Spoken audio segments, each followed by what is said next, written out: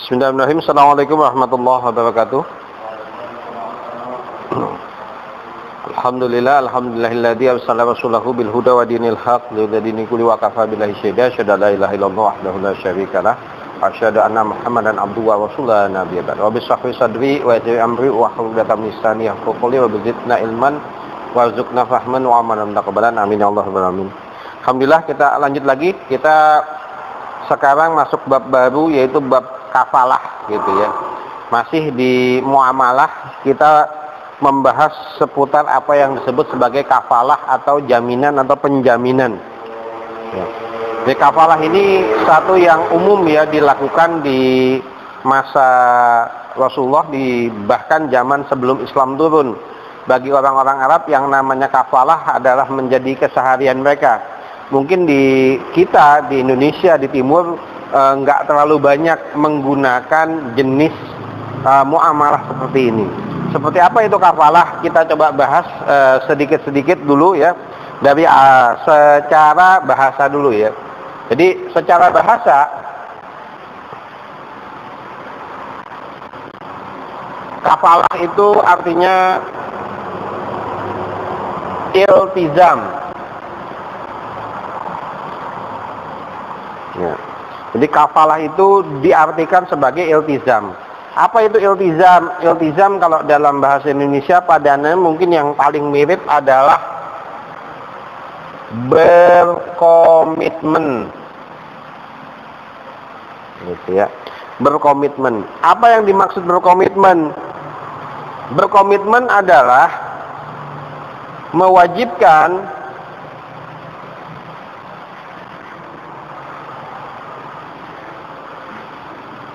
halnya tidak wajib.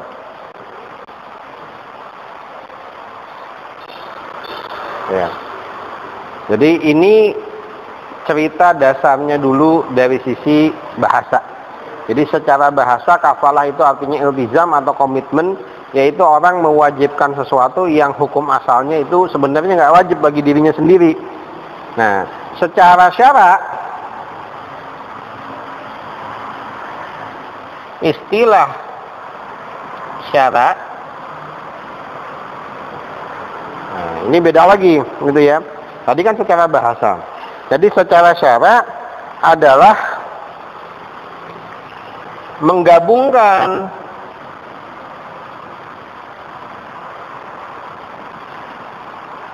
tanggungan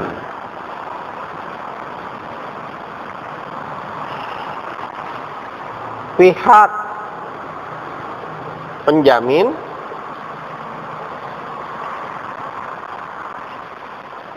kepada pihak yang dijamin dalam menunaikan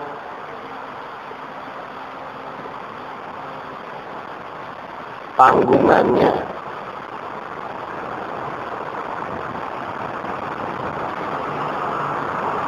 Oke. Nah, jadi secara bahasa ini komitmen, tapi secara syarak ini lebih diperluas lagi. Yang namanya kafalah adalah menggabungkan tanggungan dari pihak penjamin kepada pihak yang dijamin dalam menunaikan tanggungannya. Nah, apa sih yang dimaksud kafalah? Jadi ada kalanya kita menemukan sebuah akad ini bukan akad jual beli, bukan akad pertukaran, tapi akad mengambil alih atau menarik tanggung jawab satu orang kepada orang lain. Diri sendiri, artinya di sini kan komitmen. Ada satu orang, contoh paling nyata seperti ini. Ada si A yang memiliki hutang kepada si B. Ini contoh nyatanya seperti ini. Maka hukum asalnya yang berkewajiban membayar hutang kan si A kepada si B. Tapi muncul satu orang si C yang dia posisinya adalah penjamin. Kemudian dia mengatakan, hutang si A saya yang bayar. Gitu ya. maka itu ada pengalihan, ada penjaminan. Berarti si B yang tadinya harusnya nagihnya ke A, dia nagihnya ke C. Ini namanya penjaminan, mengalihkan kewajiban kalau dalam hal utang. Tapi yang namanya kafalah nanti kita akan bahas, nggak melulu ceritanya hanya hutang piutang. Kafalah juga bisa berlaku untuk barang, untuk tanggungan, bahkan untuk nyawa. Kita ingat dalam berbagai sirah kita sempat diceritakan, ada seringkali dinyatakan si A dalam tanggungan saya, kan gitu ya. Barang siapa masuk rumah Abu Sufyan maka dia akan selamat, itu kan dalam tanggungan, gitu ya, dalam tanggungan. Artinya dalam penjaminan seseorang. Jadi seseorang yang menjamin, ya berarti dia menjamin sesuatu atas orang yang dijamin. Maka di sini bahasanya menggabungkan tanggungan. Tanggungannya itu ditarik, digabungkan, gitu ya, oleh orang yang menjamin. Ya. Di kita nggak umum ya, kayaknya nggak ada gitu ya, kayaknya nggak ada. Kalau di kita biasanya kayak gini urusannya dengan bank, penjaminnya bank kan gitu ya. Bank itu menarik jaminan, tapi bank ini kan menjamin bukan tanpa ada apa, bukan artinya bukan benar-benar jaminan kosong. Bank pasti meminta jaminan balik. Kalau nggak ada jaminan balik, nggak dijamin gitu ya. Ya, nggak dijamin. Nah, ini adalah jaminan. Jadi yang namanya kafalah dia adalah jaminan. Ya. Secara istilah ini memang cukup besar ya. Jadi bisa melibatkan berbagai macam. Bisa melibatkan tanggungan yang beragam. Jenis tanggungannya itu enggak satu macam ya. Jadi kalau kita merujuk kepada kitabnya Imam Mawardi,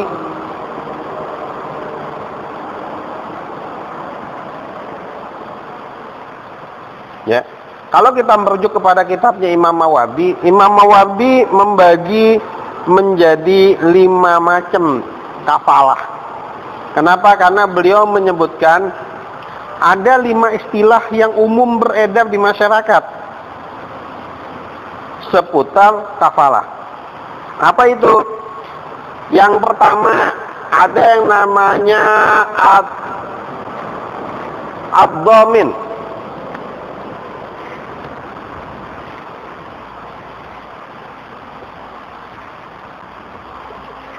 Ya. Ad-dhamin. Ad-dhamin itu apa? Adalah penjamin yang terkait harta benda. Nah, ini maaf. Yang terkait harta. Gitu ya. Jadi ad-dhamin itu adalah orang yang menjamin terkait dengan harta. Salah satunya seperti hutang tadi. Itu disebutnya dhamin, gitu ya. Yang kedua ada al-hamil. Ya. Ini bukan hamil dalam hamil kandungan bukan ya, tapi hamil dalam bahasa Arab gitu ya. Hamil, gitu ya. Hamil ini adalah penjamin yang terkait diat. Nah, artinya ini urusannya adalah membayar denda yang terkait dengan pembunuhan. Ya, itu disebut al-hamil. Contohnya gimana? Misalnya ada satu orang yang entah sengaja atau tidak sengaja ya, yang ini kemudian dia terkena hukuman kisos. Yang kemudian hukuman kisosnya tersebut diputuskan oleh dari keluarga yang terbunuh untuk membayar diat. Kan seperti itu ya, untuk membayar diat. Nah, bisa jadi orang ini tidak mampu untuk membayar diat. Maka ketika ada orang lain yang maju untuk menanggung, saya yang tanggung diatnya. Itu disebut sebagai al-hamil. Gitu ya. Itu disebut sebagai al-hamil. Kalau dhamin tadi terkait dengan utang. Yang berikutnya ada yang disebut az-zaim. gitu ya, zaim. Nah, zaim ini unik. Ini adalah penjamin yang terkait dengan harta yang besar. Oke. Ini ada istilahnya sendiri. Bahkan istilah az-zaim ini kalau kita baca surat Yusuf dalam Al-Quran, di situ ada cerita ketika Nabi Yusuf sudah menjadi pejabat, maka kemudian keluarganya datang, saudara-saudaranya datang, kemudian saudara-saudaranya diminta untuk membawa adiknya Bunyamin, yang kemudian Bunyamin dijebak. Ingat ya, ceritakan seperti ya, Bunyamin dijebak untuk dengan harta yang kemudian dituduh sebagai pencuri. Nah, di situ saudara-saudaranya Bunyamin, saudara-saudaranya Nabi Yusuf itu meminta bahwa tolong Bunyamin itu dilepas. Ini zaim, gitu. Jadi saudaranya itu bertindak sebagai penjamin. Ya, ini zaim, gitu. Jadi di situ ada kata zaim yang oleh para ulama di sini Imam Mawardi menggambarkan ketika menyebutkan zaim artinya harta yang terlibat untuk dijaminkan itu besar. Yang ketika itu diceritakan yang dimasukin ke tunggangannya Bunyamin itu hartanya punya kerajaan kan gitu ya, entah emas atau apa gitu ya. Artinya harta besar. Maka saudara-saudaranya itu untuk membuat Bunyamin terlepas dari tuduhan, dari ditangkap, maka bersedia menjadi penjamin. Kalimatnya ini zaim, gitu ya. Jadi zaim ini khusus penjamin yang terkait dengan harta yang besar. Ya. Tetap bahasan ini masuknya tetap bahasan kafalah. Ini cuma istilah yang umum beredar, sehingga ketika kita menemukan istilah-istilah lain, ini masih tidak masuk dalam bahasan yang sama, yaitu bahasan kafalah. Hanya istilahnya beda-beda. Kayak kita kan kalau mungkin di Jawa ada satu benda yang berbedaan sedikit kemudian dikasih nama yang beda gitu ya. Seperti mungkin kambing ya. Kambing itu kan punya nama sendiri ya. Dari mulai baru kecil berikut-berikutnya ada namanya ya, seingat saya ya. Gitu ya, apa namanya saya lupa, saya nggak hafal. Tempe gitu ya, ada namanya seperti itu gitu ya, tapi kan tetap semuanya kambing kan gitu ya. Semuanya kambing. Nah, kurang lebih seperti itu ya. Jadi az-zaim itu terkait dengan harta yang besar. Ada yang namanya al-kafil ya. Al-kafil ini penjamin yang terkait jiwa. Nah, apa yang dimaksud penjamin yang terkait dengan jiwa? Kalau diat, ini yang dijamin adalah pembayaran diat. Tapi kalau jiwa, ini yang dijamin adalah menghadirkan seseorang kepada yang berhak. Misalnya, ada seseorang punya kasus dan dia harus hadir di pengadilan. Kalau nggak hadir, dia akan kena sanksi tambahan. Maka kalau ada orang yang bertindak sebagai kafil, ya, maka dialah yang kemudian harus mencari. Tugasnya dia itu menjamin orang yang memang punya kewajiban hadir itu bisa hadir, gitu. Itu disebutnya al-kafil, gitu ya. Jadi tugas dia adalah menjamin yang terkait dengan jiwa, melindungi, menyiapkan, nganterin, gitu ya. Dia menjadi penjaminnya, gitu ya. Dan yang terakhir adalah di sini as-sobir,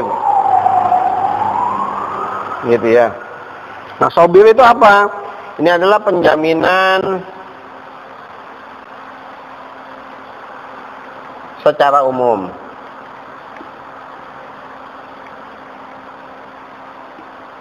Artinya kalau sudah dikatakan asobir, ini tidak spesifik dia terkait dengan harta, dengan diat, harta yang besar, jiwa dan lain sebagainya. Jadi asobir ini penjaminan secara umum, gitu ya. Jadi kafalah adalah bagaimana seseorang dia mengambil tanggung jawab yang harusnya tanggung jawab orang lain, gitu ya. Maka nanti kan kita akan membahas syarat dan rukunnya, karena ada hal-hal yang nggak bisa diambil tanggung jawabnya. Seperti misalnya ibadah kan gitu ya, nggak mungkin tanggung jawabnya diambil, enak banget gitu ya. Sudah kamu nggak usah sholat, saya aja yang sholat kan gitu ya. Nah, nggak bisa seperti itu. Atau terkait dengan hukuman juga nggak bisa. Penjaminan yang terkait dengan jiwa itu adalah justru menjamin si tersangka bisa hadir. Ya. Itu yang kemudian berlaku dalam Islam, macam-macamnya ini dibenarkan oleh Islam. Artinya kemudian diatur penjaminan jenis ini diperbolehkan. Meskipun yang namanya penjamin ini tanggung jawab yang besar. Tanggung jawab yang besar. Kenapa? Karena ini sebenarnya tanggung jawab orang lain. Kan gitu ya, urusan orang lain. Maka bisa dibilang mewajibkan kepada diri sendiri sesuatu yang asalnya nggak wajib. Wong itu kewajiban orang lain, urusan orang lain, dia nggak punya hubungan apapun, yang kemudian dia karena ingin mendapatkan kebaikan, nah dia menanggung hal tersebut, gitu ya. Karena juga ada dorongan dari Rasulullah kan gitu ya, barang siapa menanggung kebutuhan seorang muslim kan gitu ya. Nah, itu artinya penjaminan kan gitu ya. Jadi ketika seseorang menjamin, maka ada janji untuk mendapatkan pahala. Nah, itu yang dicari. Dan yang namanya pahala biasanya sebanding dengan besarnya kesulitan. Yang namanya kafalah ini satu yang berat, besar, gitu ya. Kenapa? Karena kafalah ini kan bukan akad timbal balik. Beda dengan akad-akad kita cari uang ya, ada akad timbal balik, jual beli kita bisa dapat keuntungan, ijarah kita dapat gaji, syirkah kita dapat bagi hasil. Ini kan nggak dapat apa-apa. Ya, al-kafil ini bukan akad nyari duit. Jadi di sini tidak melibatkan duit, meskipun bicaranya adalah muamalah. Bicara muamalah nggak semuanya bicara uang, gitu ya. Nggak semuanya bicara cara dapat uang, enggak. Tapi bagaimana hubungan antar manusia itu diatur satu sama lain. Nah, bagian-bagian pengaturnya disebut sebagai muamalah, gitu ya. Bagian-bagian pengatur disebut sebagai muamalah, gitu ya. Jadi ini secara bahasa, secara istilah dan macam-macamnya. Nah, ya. Sekarang kita masuk ke bagian rukun, ya, rukun kafalah.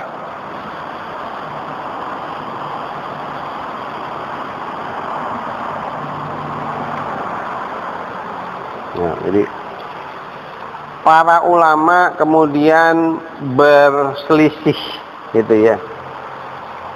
Ya, berselisih mengenai namanya kafalah ini butuh ada ijab kabul nggak sih? Kan unik juga ya kalau kafalah ini membutuhkan ijab kabul. Kemudian orang yang mau ditolong ini nggak hadir kan susah. Ceritanya mau nolong orang tapi nggak bisa, gitu. Kenapa? Karena orangnya hilang. Misalnya gitu ya. Orangnya menghilang, ini kan nggak bisa. Maka para ulama sebagian memberikan keringanan bahwa dalam kafalah ada bagian-bagian yang cukup dengan ijab atau dengan pernyataan. Ya, cukup dengan pernyataan. Maka nanti kita kasih catatan khusus gitu ya. Tapi hukum asalnya yang namanya kafalah itu tetap harus ada bagian yang ada. Rukun ini kan sesuatu yang harus ada, gitu ya. Hilang salah satu rukun nggak sah. Ya, kita tahu rukun sholat kan, kita nyebutnya ada 13 gitu ya. Yang biasa kita pelajari 13 rukun sholat, dimulai dengan takbiratul ihram, diakhiri dengan salam. Hilang salah satunya nggak sah, nggak disebut sebagai sholat, gitu. Dan di sholat ada ketentuan harus tertib, sehingga urutannya harus berlaku. begitu pula untuk wudhu, kan begitu. Nah, kalau dalam muamalah ini nggak ada keterangan rukunnya harus tertib.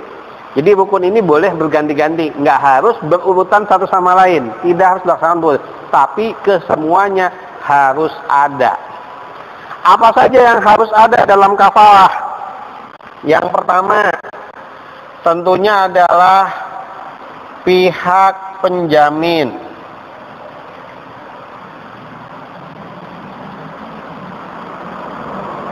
Ya.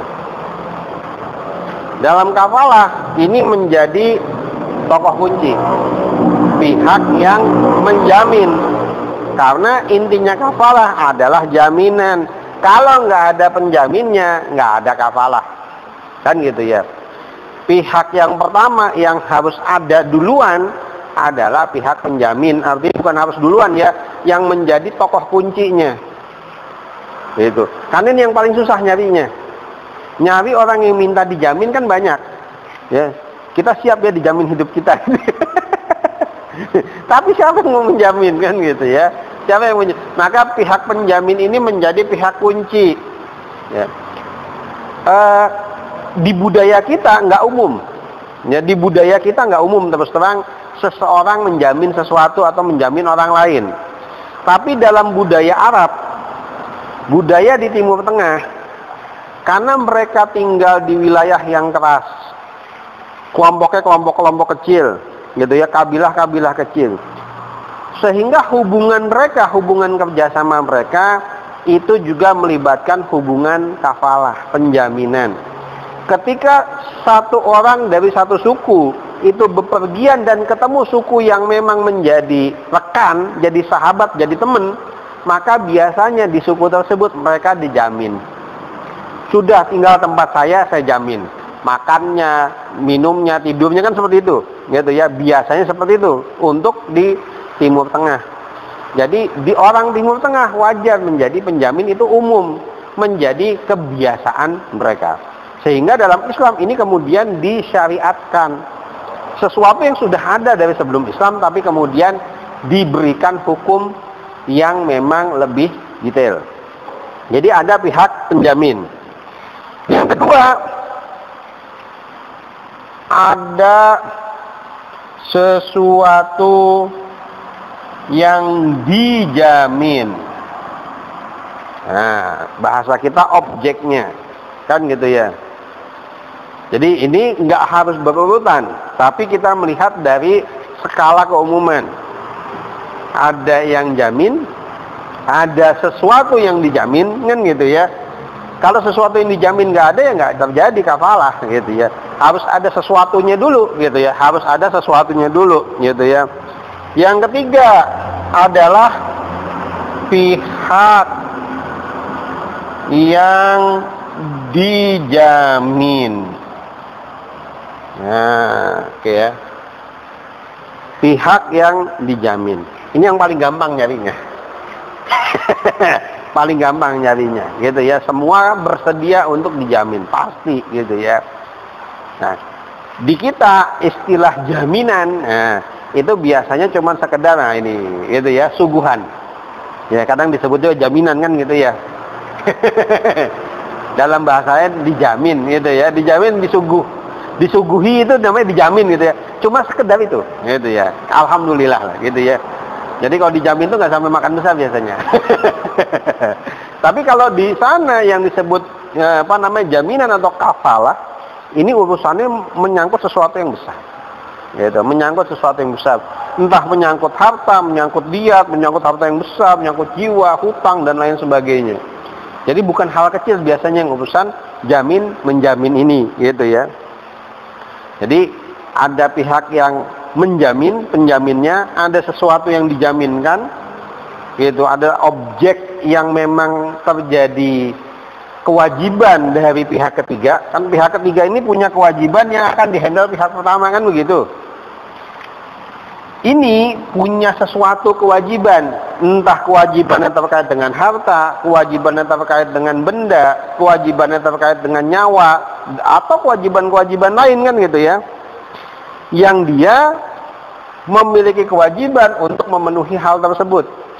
Tapi kemudian ada satu lain hal, ini ya yang kita sebut sebagai kafalah. Yang keempat, ini adalah sigat, atau bahasa kita tadi ijab kabul. Meskipun kabulnya ini nggak mesti gitu ya. Dengan catatan tadi ya, ijab kabul, kabulnya itu nggak mesti. Ya. Nah di sini ini dikasih catatan oleh para ulama sesuatu yang bisa dijamin. Tapi di sini ada dua hal, kecuali ya ini utama ya, arti mungkin masih ada yang lain yang terkait dengan had kisos dan ibadah. Had itu hukuman